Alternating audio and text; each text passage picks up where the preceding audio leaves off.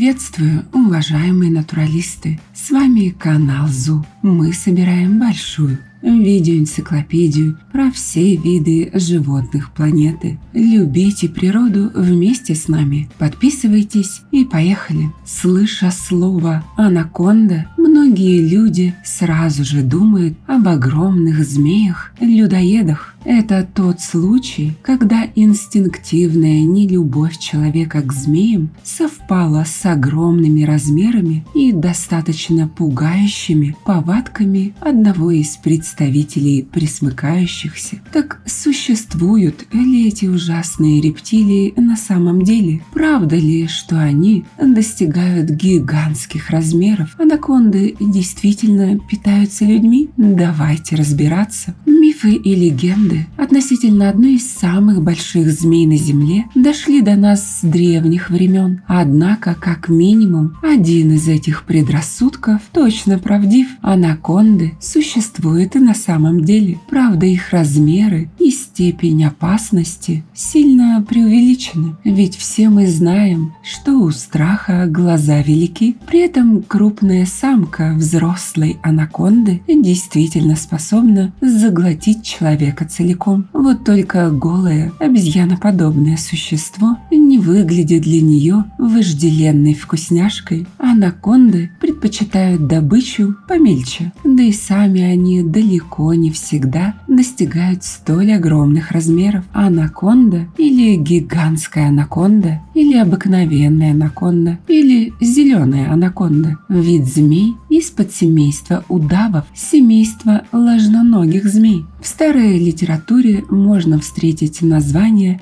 «водяной удав». Впервые анаконда была описана в 1553 году. Это помимо того, что самая большая, но и очень массивная змея, которая считается самой тяжелой в мире. Половой диморфизм перевешивает в сторону дам, и зачастую самки примерно в 2 раза больше самцов. Анаконда населяет всю тропическую часть Южной Америки к востоку от Анд, Венесуэлу, Бразилию, Колумбию, Эквадор, а также остров Тринидад. Во время охоты анаконда может развивать скорость до 40 км в час, а в воде до 20 км. Такую скорость она развивает благодаря хорошо развитой мускулатуре, которая к тому же помогает ей удушать жертву. Это очень сильная рептилия. Сила сжатия равняется 16 килограммам на 1 квадратный сантиметр. Скелет королевы всех змей делится на осевую часть и хвост. У взрослой анаконды насчитывается 435 позвонков. С древних времен у нее сохранились рудименты всех тазобедренных костей. Ребра эластичные и подвижные. Это необходимо для того, чтобы змея могла заглатывать очень крупную добычу. Анаконды очень плохо слышат, видят, зато у них хорошо развита нервная система, благодаря чему они прекрасно ощущают все колебания воды. Кости на черепе соединены эластичными связками, благодаря чему рот может очень широко открываться. Глаза защищены прозрачной чешуей, век нет. Самый большой официально зарегистрированный вес анаконды 97 килограмм. Длина тела в среднем 5,2 метров. Именно поэтому анаконда считается самой крупной змеей в мире. Кроме того, она входит в число змей с самой большой длиной тела. В среднем взрослые самки достигают длины около 4 метров и веса в 50 килограмм. Самцы редко бывают длиннее 270 сантиметров.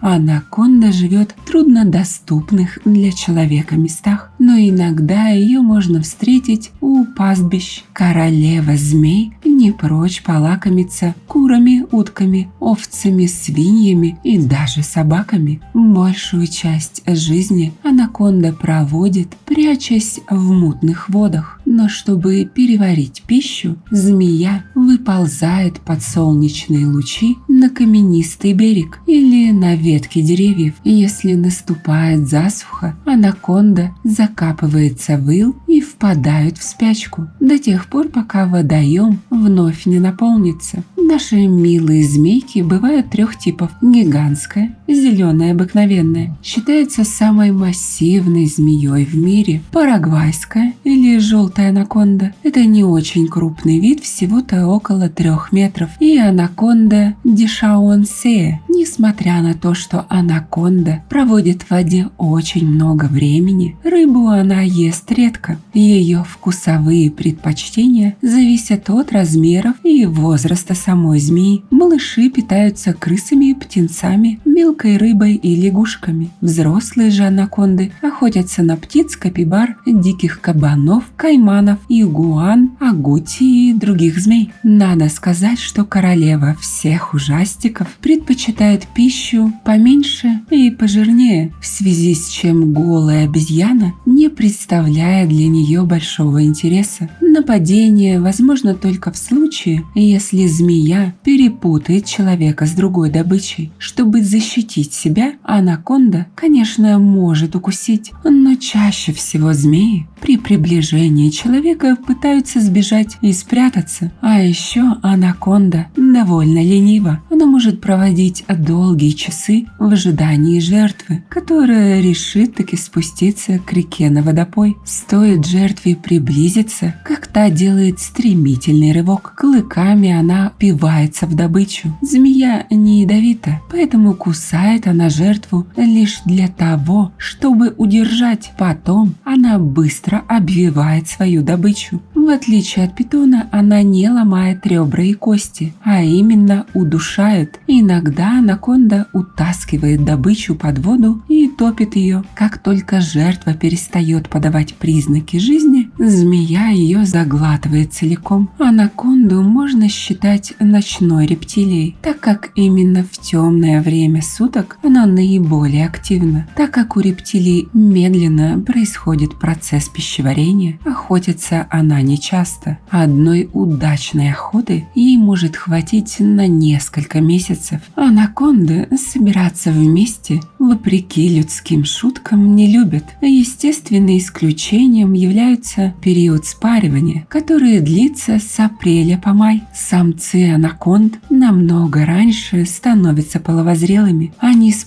Самцы постоянно высовывают язык, пытаясь уловить аромат самки. Змеи буквально сплетаются в один клубок. В спаривании могут участвовать от 2 до 14 самцов, и в таком состоянии они пребывают до 4 недель. Часто крупные и массивные самки сами выбирают, с кем из самцов спариться, а некоторые неудачники оказываются ей съедены. Анаконды – яйца живородящие. В некоторых случаях они способны нести яйца. Беременность самой большой в мире змеи длится 6-7 месяцев. За это время самочка может похудеть в 2 раза, так как все это время она ничего не ест. После всех вышеперечисленных перипетий на свет появляются в среднем от 30 до 50 детенышей, иногда даже 100. В среднем длина малышей составляет 60 сантиметров. Пупками они прикреплены к желточному мешку, а сами окружены прозрачной оболочкой. Анаконды – это плохие матери, и они совсем не заботятся о родившемся потомстве. Малыши рождаются уже хорошо развитыми и полностью жизнеспособными. Практически сразу после появления на свет они прячутся в зарослях, а после отправляются на поиск своих будущих жертв. В природе анаконды живут около 11 лет. К сожалению, в неволе не просто создать подходящие условия для этих рептилий, поэтому средний срок жизни в неволе составляет всего 5-6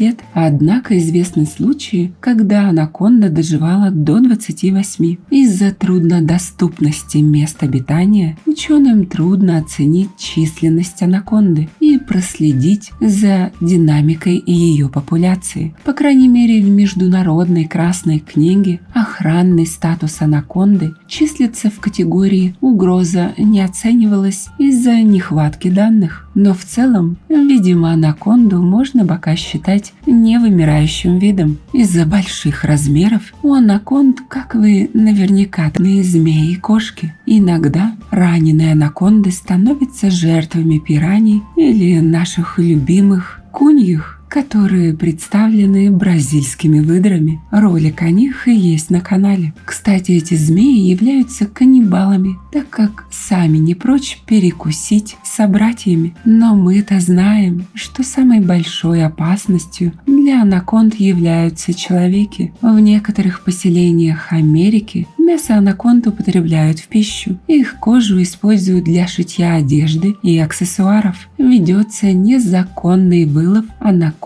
с целью продажи в частные коллекции. А еще местные жители убивают анаконд из страха, так как многие считают этих змей опасными для человека. Но так как анаконды умеют хорошо прятаться, то вымирание им не грозит. Иногда анаконду называют водяным удавом. Но от питонов и удавов анаконда отличается образом жизни и внешним видом. В отличие от других представителей рода, анаконда – водная змея. Она редко появляется на суше и способна долгое время проводить под водой. Питоны и удавы тоже умеют плавать, но большинство времени они предпочитают проводить на суше, где в основном и охотятся. Анаконды живут во многих зоопарках и изредка встречаются в домашних коллекциях. В мифах латиноамериканских народов анаконда представляется как божество,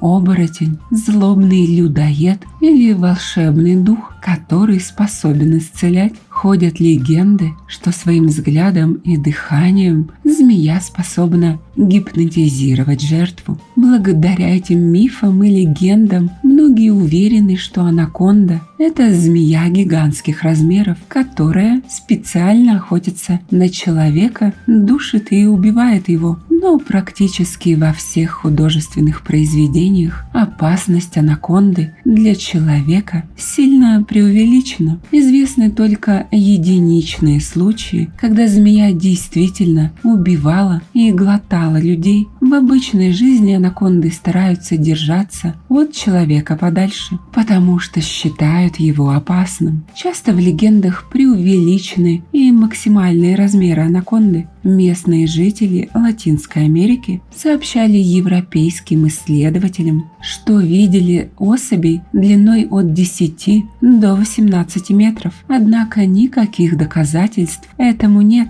Тем не менее, после научных исследований змея все равно признана смертельно опасной для человека. Ну и напоследок немного интересных фактов об анаконде. Анаконда не дышит под водой. На носу у нее есть специальные клапаны, которые закрываются, когда рептилия ныряет. Не выныривая, под водой змея может провести до 2 часов. Анаконды глотают свою добычу целиком, начиная с головы. При этом мышцы змеи активно сокращаются, проталкивая жертву внутрь тела. В такой момент анаконда наиболее уязвима, так как ее единственное средство защиты – голова занята добычей. Длительность поглощения зависит от размеров добычи и может занимать до нескольких часов. А в 2014 году английский натуралист Пол Розоли хотел провести эксперимент с анакондой. Он надел специальный защитный костюм и пытался заставить рептилию себя проглотить. Змея испугалась человека и пыталась сбежать. Я бы поступила на ее месте точно так же. А вам нравятся змеи? Ведь некоторые в них просто влюблены, а некоторые, мягко говоря, их недолюбливают. Пишите в комментах. А еще я, как обычно, прошу вас написать, о каком из животных вы хотели бы увидеть следующее видео. Спасибо, что посмотрели этот ролик. Не забывайте ставить лайки и делиться этим видео с друзьями. Это очень помогает развитию развитию нашего небольшого сообщества. Подписывайтесь на наши паблики по ссылкам в описании к видео. Там много интересного. С вами был канал о животных ЗУ. Мы собираем большую видеоэнциклопедию про все виды животных планеты. Любите природу вместе с нами. До скорых встреч!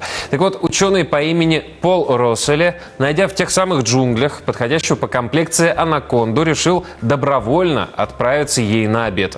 Эту 10-метровую королеву Амазонки Пол искал в джунглях Перу 2 месяца, а потом буквально заставлял собой отобедать. Чтобы пробудить аппетит зверя, ученого обмазали свиной кровью, но змея не проявляла интереса. И только после того, как Пол буквально оседлал анаконду, она решила, что пора бы перекусить.